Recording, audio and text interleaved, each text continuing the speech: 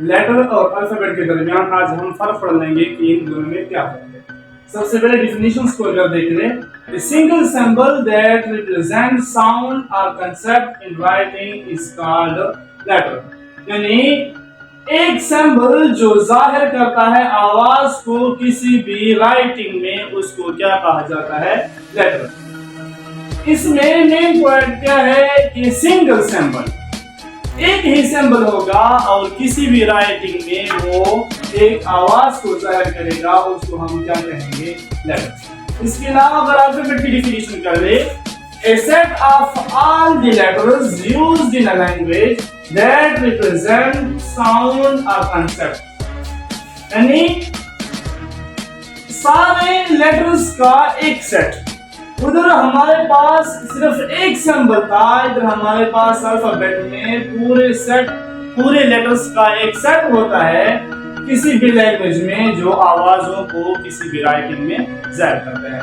फर्क सबसे पहला ये है उसमें कि उसमें एक सिंगल सिंबल होता है और इधर पूरा सेट होता है।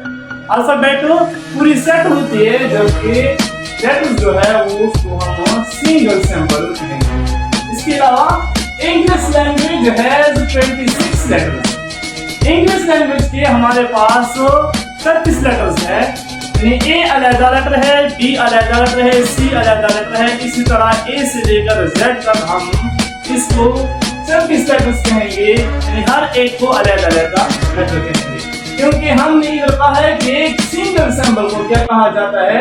लेटर कहा जाता है। जबकि English language has one alphabet. English language की अल्फाबेट जो है वो सिर्फ कितने हैं? एक है, क्योंकि हमने कहा कि पूरे सेट को क्या कहा जाता है? अल्फाबेट। अब ए से लेकर जेड तक हमारे पास सिर्फ एक सेट है, इस वजह से हम इसको क्या कहेंगे?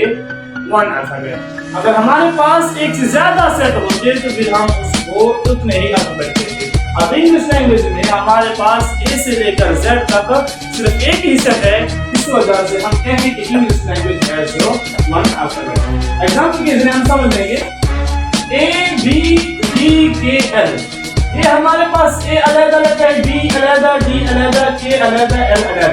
यानी हमारे पास कुल लेटर्स कितने हो गए? 5 लेटर्स। इसके अलावा कैट में हमारे पास 3 लेटर्स हो जाते हैं, बार में हमारे पास 4 लेटर्स। इसी तरह अल्फाबेट की एग्जांपल ले ले, ए से लेकर जेड तक इंग्लिश लैंग्वेज में 1 अल्फाबेट बनते हैं। इसी तरह उर्दू लैंग्वेज में अलिफ से लेकर बड़ी ए तक हमारे पास कितने अल्फाबेट बन जाते हैं?